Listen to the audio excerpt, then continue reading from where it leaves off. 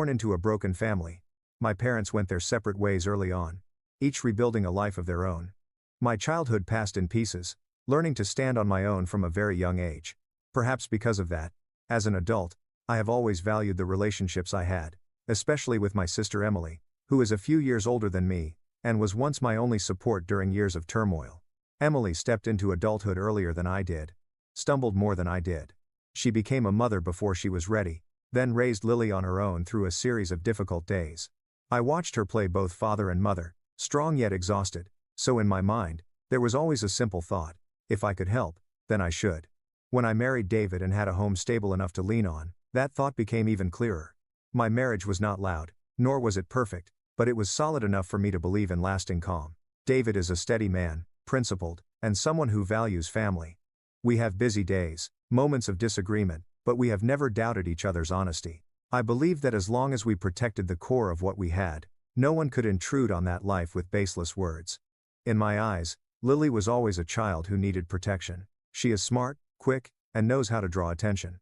From a young age, Lily grew accustomed to the family stepping in whenever there was trouble. Emily was busy.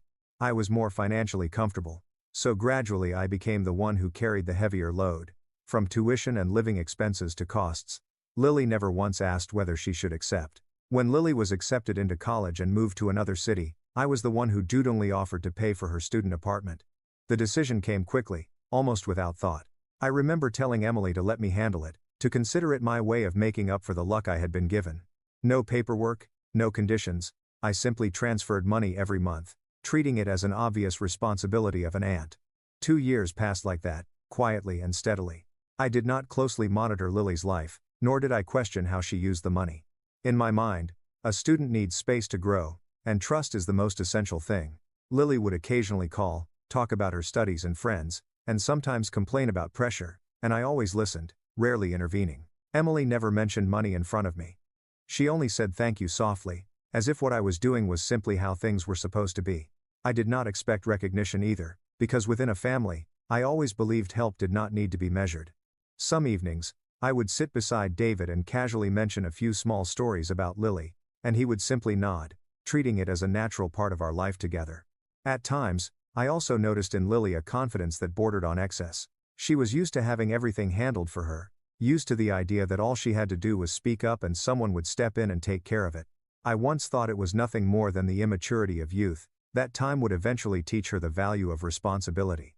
I never imagined that this indulgence could become distorted, turn into something else.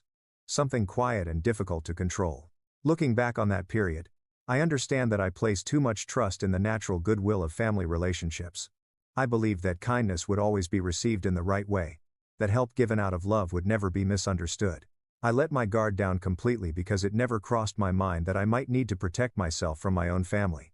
And I did not know that, in Lily's eyes, that help had slowly turned into an obligation. Lily came to see me on a weekday afternoon, her voice so firm that it caught me off guard. No small talk, no extended greetings, she went straight to the point and said she needed a large sum of money. The way Lily framed it felt like she was repeating a familiar routine, as if I had already stood in that position for her many times before. I asked what she needed the money for. Lily looked at me for a long moment, then answered with a vague phrase. Debt. She said it was a mistake of youth, things that would not matter if they could be resolved quickly. I listened, but questions began to surface in my mind, questions I had never asked before. I tried to keep my voice calm and asked for a few more details. Lily avoided my eyes, answered briefly. Stan stood away from specifics.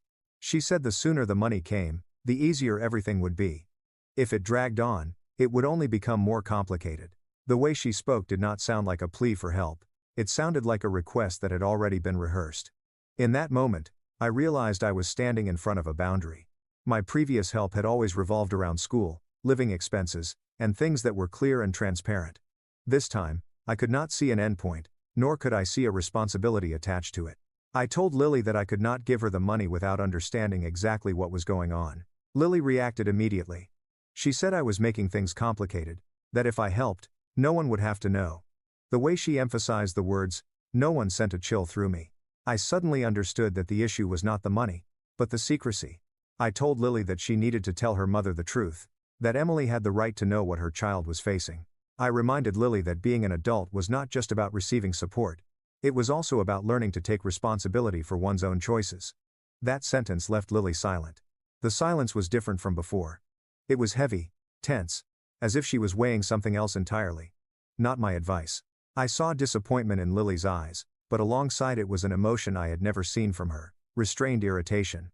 Lily said I did not understand, that I had been too lucky to know what it felt like to be pushed into a corner.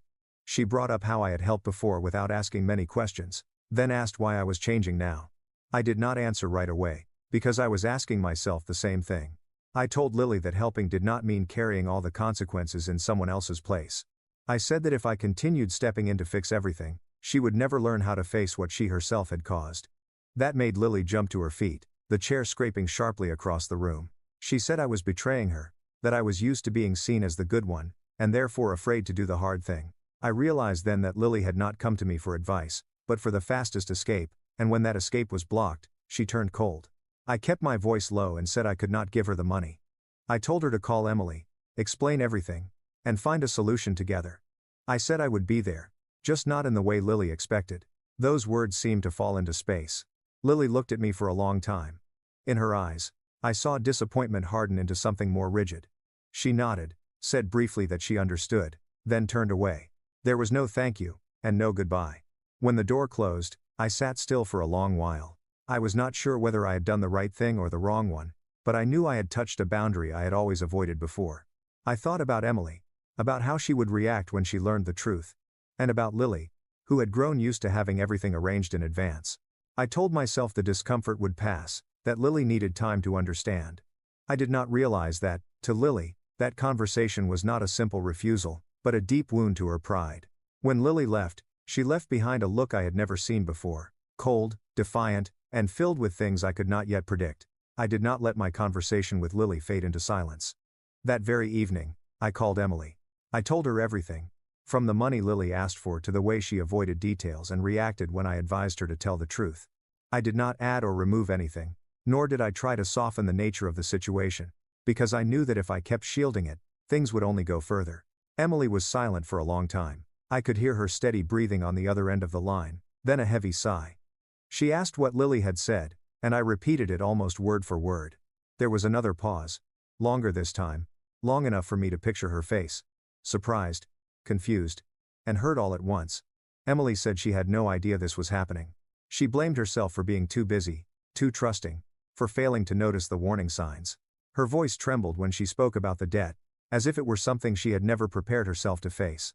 I heard more disappointment than anger in her words. The next day, Emily met with Lily. I was not there, but I knew the conversation was not gentle. Emily called me afterward, her voice exhausted. She said she had asked Lily directly and demanded a clear explanation, and for the first time, she saw her daughter so visibly flustered. Emily said she could no longer pretend that everything was fine. She decided to cut off additional support beyond what was strictly necessary, saying that Lily needed to take responsibility for what she had done, at least until she told the full truth. Listening to her, my chest felt heavy. I knew the decision was not easy, but I also knew it was necessary. After that day, Lily went completely silent with me. No messages, no calls, not a single response. That silence was different from her previous bouts of anger. It was deliberate, cold, like a door slammed shut, one for which I had no key. I sent Lily a short message, telling her I was still willing to listen whenever she wanted to talk. The message was read, but there was no reply. I did not send another. I understood that some distances need time, but I could also feel the shift in how Lily now saw me, from someone who protected her to someone who had let her down. The days that followed passed slowly. I tried to keep my usual routine, going to work, coming home, and having dinner with David. I did not tell him the details about the debt, only that Lily was in trouble and unhappy with me. David listened, nodded, and did not press further. His calm steadiness reassured me somewhat, even though a vague unease lingered inside. One morning, I received a call from a distant acquaintance. Their question made me freeze. They asked if I was doing all right, saying they had heard unpleasant talk. I asked what they meant, and after some hesitation, they said there were rumors about me, involving a strange man. I hung up with a chill running down my spine. Before I could make sense of it, another message came in from someone I rarely spoke to. The cautious, roundabout way they asked how I was, made me realize this was not a single misunderstanding. I began to piece things together. The whispers all came from the same area, where Lily was living and studying. The way the rumors were told felt familiar, half said, half implied, just enough to let the listener fill in the rest. I remembered the look in Lily's eyes when she left that day, cold and defiant. I did not tell David right away. I needed time to understand everything, before bringing this chaos home. I wondered whether Lily's silence over the past days was a sign of this, or if I was letting my anxiety run too far. That evening, as I stood in the kitchen looking out the window, my phone vibrated again. A new message, brief, asking if I was really okay, followed by a line I never thought I would hear about myself. I understood then that, in the place where Lily was living, a different story about me had begun to be told. In the days that followed, I began hearing about myself through people who were complete strangers. They never spoke directly, only asked roundabout questions, their eyes hesitant as if weighing every word. Some said they had heard I was overly close to a certain man. Others asked whether I was having marital problems. Each question was vague, but when placed side by side, they formed an image of me that I did not recognize. I tried to stay calm, gave brief answers, then ended the calls. After each one, the weight inside me grew heavier. The rumors did not come from a single source, but spread in a way that was hard to trace, like a thin mist settling over every conversation. I began to realize that someone had told this story more than once. What unsettled me most was where it began. All the talk circled the area where Lily was living, among younger social circles where stories travel fast and are rarely verified. I thought of Lily's prolonged silence, of the cold look in her eyes the day she left, and a heavy feeling rose in my chest. I called Lily. The first call went unanswered. The second did as well.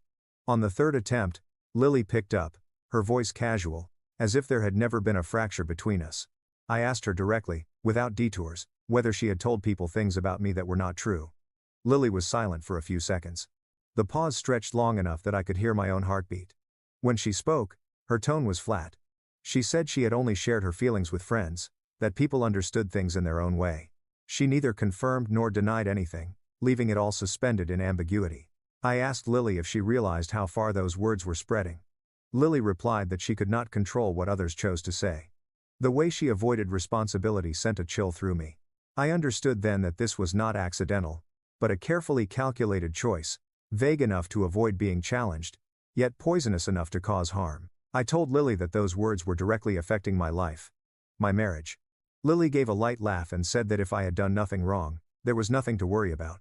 That sentence echoed in my mind long after the call ended, sounding more like a provocation than reassurance.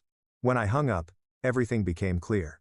These rumors did not come from a moment of impulsive anger, but from resentment that had been nurtured after Lily was refused. It was a form of retaliation that required no confrontation, no argument, only letting words spread and do the damage instead. I thought about my conversation with Emily, about the decision to cut additional support, and I understood that Lily had chosen a different path to regain a sense of control. In her world, my reputation had become currency for her anger. I became more guarded in every conversation. I weighed each word, each reaction, afraid that any small misstep could be twisted into something worse. The ease that once came naturally to me slowly disappeared, replaced by the sense of being watched from a distance. That evening, when David came home, I looked at him longer than usual. He was the same as always, asking about my work, about dinner, about small, ordinary things. I wanted to tell him, but I stopped myself. I needed to be sure I understood everything before pulling him into this spiral. My phone vibrated while I was cleaning. A message came from someone who knew both David and me, asking if I was all right, saying they had heard a few unpleasant things. I reread the message several times, confusion rising into a clear sense of fear. I understood then that the story about me had moved beyond Lily and her circle of friends. It was drawing closer to the life I had worked to protect, and I knew it was only a matter of time before those rumors reached David's ears. David began to grow quiet in a very different way. He was still polite, still asked what needed to be asked, still kept our familiar routines, but a thin, sharp distance appeared between us. I sensed it in the fewer questions, in the way his gaze lingered longer than usual before drifting away. Trust had not shattered, but it had been scratched, and that scratch was enough to make every movement cautious. I waited for the right moment to talk to David, but with each passing day, the rumors arrived through different channels. I heard the roundabout questions, the careful hints, even the sudden silence from some people who had once been close. I understood that even if David had not spoken, he could not have avoided hearing them. His silence at that point was both a restraint and a test for me. I decided to meet with Emily. I did not want everything to keep being handled through gaps and avoidance. I told her everything. From the money Lily asked for, my refusal, the conversation between mother and daughter, to the rumors now spreading outward. I did not hide the seriousness of it. Nor did I soften the consequences. I made it clear that my marriage was being affected. After listening, Emily leaned back in her chair and let out a long breath. She looked at me, then smiled. The smile held no malice, but it sent a chill through me. Emily said Lily was upset about being refused, that she was overreacting, that those words would eventually pass. She said I should not take it too seriously, that the more I reacted, the bigger it would become. I looked at Emily, searching her eyes for any sign of concern or responsibility. Instead, I found a familiar avoidance. Emily said she was already exhausted, that she did not want to turn a family matter into a confrontation. She said Lily was still young, that she would understand eventually, and that I should be the more mature one in this situation. I asked Emily whether she saw the difference between being upset and destroying someone else's reputation. Emily was silent for a moment, then said she did not think Lily would take it that far. That answer felt like a door closing softly, enough for me to understand that she chose a comforting assumption over a difficult truth. When I left that meeting, one thing became very clear. The silence of adults is not neutral. It is a choice. And, in that choice, I was standing alone. I thought about Lily, about how she used ambiguity to cause harm, and about Emily, who had unknowingly shielded that behavior with misplaced leniency. That evening, David asked if I had met with Emily. I nodded and summarized the conversation. He listened without interrupting. When I finished, he said he needed time, not to decide right or wrong, but to understand his own feelings. The words were gentle, yet they made me realize that the scratch was deepening. In the days that followed, I gradually withdrew from my familiar roles. I did not call to check on Lily, and I did not send any additional money beyond what had already been committed. I observed, I listened, and I realized that prolonged help had made everyone forget where the boundaries were. When boundaries disappear, responsibility dissolves with them. I asked myself where I had gone wrong. Had I helped too much, for too long, until help became something taken for granted? Had I created an expectation that, when unmet, turned into resentment? Those questions were uncomfortable, but necessary. One morning, I received a message from Lily, short and cold. She said everything had gone out of control, and that I was responsible for her feelings. I reread the message several times, then set my phone down. In that moment, I understood that if I remained silent, I would continue to be pulled into a cycle with no end. I stood in front of the mirror, looking at myself. Someone who had grown used to stepping in to fix every problem. For the first time, I realized that the role no longer fit. And I decided I would not continue being the rescuer in this story. I asked to meet Lily one more time, this time not to persuade or reconcile, but to close what had been dragging on for too long. The small cafe where we sat had once been the place where Lily used to tell me about school, friends, and unfinished plans. That day, Lily arrived late, set her bag down on the chair, and looked at me with the expression I had grown used to over the past weeks, rigid and guarded. Lily spoke plainly, without detours, saying that if I had helped with the money from the beginning, none of this would have happened. She said it as a conclusion already settled, as if the cause of all the trouble lay entirely in my refusal.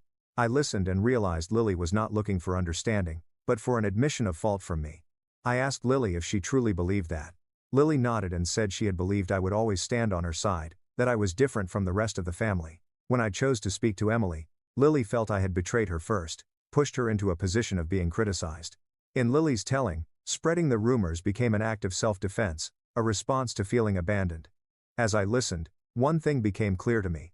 In Lily's version of the story, the boundary between right and wrong had been bent to fit her emotions. I told Lily that I could not take responsibility for the way she chose to retaliate, that the words she spread had caused real harm, and their consequences did not disappear because of any personal justification. Lily was silent for a moment, then said I was protecting myself with moral concepts. She said I was used to being seen as the good one and could not accept being viewed differently. The words did not make me angry, but they made me tired. I realized we were standing on opposite sides of a wall that neither of us intended to cross. I told Lily that I would stop paying for the apartment rent, not as a punishment, but as a necessary stopping point. Lily looked at me, her expression shifting from defiance to shock. She asked if I was serious. I nodded and said the decision had been carefully considered. The meeting ended shortly after. Lily stood up first, without saying goodbye. I stayed seated, watching her walk away, a sense of relief mixed with pain. I knew this moment would leave a deep cut, but it was also one I could not avoid. I left the cafe, went home, sat at the kitchen table with my phone in hand. I opened my contacts and found the number of the landlord of Lily's apartment. The call was brief. I confirmed that I was the one paying under the contract and stated my wish to terminate it according to the terms, without lengthy explanations or argument. The landlord checked the records and said the contract allowed termination with prior notice. I sent a confirmation email immediately afterward, along with the required documents. When the call ended, I set the phone down and sat still for a long while. There was no sense of victory, only a quiet calm after a decision that had waited too long to be made. That evening, David came home late. I told him what had happened, from the meeting with Lily to the call with the landlord. David listened without interrupting. When I finished, he said he understood why I had to do it. That did not erase all the scratches, but it gave me the sense that I was not entirely alone. Lily's message arrived the next morning. She asked what I had done. I replied briefly, saying the contract would end according to the notice. There was a long pause after that. Then another message came, the tone more panicked. Lily said she was in the middle of the semester, and she did not know where she would go. I read those lines, feeling clearly that the consequences had become real. I did not respond right away. I knew that any reaction at that moment could be misunderstood. I set the phone down, looked out the window, and thought about the boundary I had just drawn, and about the path ahead for Lily. Somewhere between the unanswered messages, I understood that Lily was facing a concrete loss, losing her place to live while the semester was still unfinished. And I knew that from that moment on, our relationship had moved into a different phase, one that could not return to what it had been before. Lily's messages came more rapidly after that. They shifted from panic to anger, then back to pleading. She said she had nowhere to go immediately, said the semester was unfinished, saying I was pushing her into a corner. I read every line, clearly sensing the collapse happening on the other side, yet I also knew I could not undo the decision I had just made. Lily called me repeatedly. When I answered, her voice was trembling, caught between accusation and begging. She said I was used to a stable life and could not understand what it felt like to have a home taken away. She asked if I could give her more time, said she would make things right, and would deal with the debts. Those words came later than everything I had once waited to hear. I told Lily that I understood she was afraid, but I could not continue carrying the consequences for her. I repeated that everything had gone beyond the limits of help. Lily was silent for a few seconds, then broke down crying. The sound made me close my eyes, but I did not take back what I had said. Before I could even put the phone down, I received a call from Emily. Her voice was sharp and urgent, no longer holding the composure she had shown before. Emily said I was heartless, said I was destroying her daughter's future, said Lily was too young to pay such a heavy price. The words fell one after another, leaving me no space to interrupt. I let Emily speak until she was finished. When she stopped, I said I was not destroying anyone. I was only refusing to enable what was wrong. I said Lily had been given many chances to stop before things went this far. I said that an adult's responsibility is not unconditional shielding, but setting boundaries at the right time. Emily fell silent. This silence was different from before, heavy and uncomfortable. She said I had changed, that I was no longer the sister she had relied on. That sentence hurt, but it also confirmed what I had understood for a long time. My old role in the family no longer fits. The days that followed passed in a state of tension. Lily no longer called, only sent a few scattered messages, sometimes accusatory, sometimes desperate. Emily kept her distance. The frequent conversations were one. I felt the fracture spreading clearly, like a crack running through a relationship I had once believed was solid. Meanwhile, David stayed by my side in a very measured way. He did not offer advice, nor did he try to soothe me with easy words. One evening, as we sat eating together, he said he stood by me in this decision. He said he understood why I had to set a boundary, even though it made everything harder. But David also said that trust takes time to heal. The rumors had left marks, even if he chose to believe me. He needed time to sort through his feelings, to let the quiet questions in his mind find their answers. I listened, nodded, and knew that this was the true cost of words that had been set loose. One afternoon, I received a message from Emily, brief and cold. She said the family had decided to stand with Lily, that they could not accept the way I had handled everything. I read the message over and over, realizing that a line had been drawn, clear and final. That evening, David and I sat in the living room, the lights softer than usual. Neither of us spoke much. The silence between us was no longer peaceful, but an acceptance that everything had changed. I understood that even though my decision was necessary, it had left behind fractures that would not be easy to repair. When I set my phone down and looked at my family contacts, at the familiar names, I realized that some relationships would never return to what they once were. My family was breaking apart in a way no one had expected, and I knew that the hardest part was still not over. After everything, the house David and I shared grew quieter than before. Not a pleasant quiet, but the stillness that settles after repeated collisions. We did not avoid each other, nor did we pretend everything was normal. Each evening, we sat facing one another, speaking more slowly, choosing our words more carefully, as if we both understood that the truth needed to be placed on the table with care. David said he wanted to trust me, and that he was doing so by facing his own emotions one by one. He talked about moments of doubt, about the feeling of being pulled away from the certainty he once had. I listened without arguing. I knew that trust, once scratched, needs time to heal, and that time cannot be forced. We began again with small things. Conversations that had nothing to do with Lily, with Emily, with the rumors. Gradually, we returned to the subjects that could not be avoided. I told David the entire story from beginning to end, leaving out no detail, avoiding no emotion. David listened, asked questions, and sometimes sat in silence for a long time. But he stayed. He did not walk away.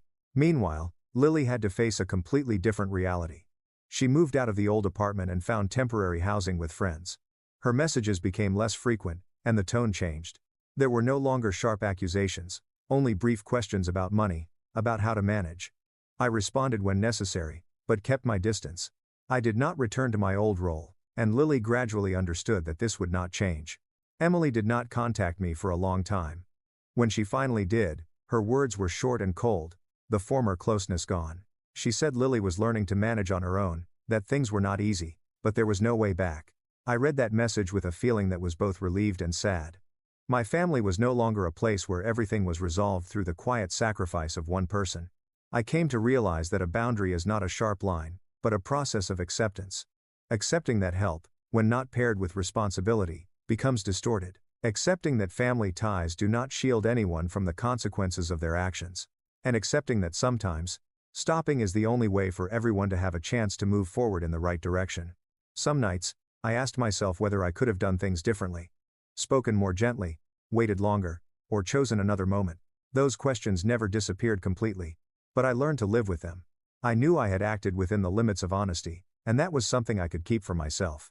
David and I did not return to our old place. We built a new one, slower, more careful. At times, he held my hand tightly. At other times, he needed space to think. I respected that. I understood that healing is not about forgetting, but about walking through what happened together. One afternoon, I received a message from Lily, shorter than all the ones before.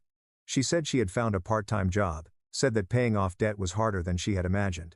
There was no apology, and no blame.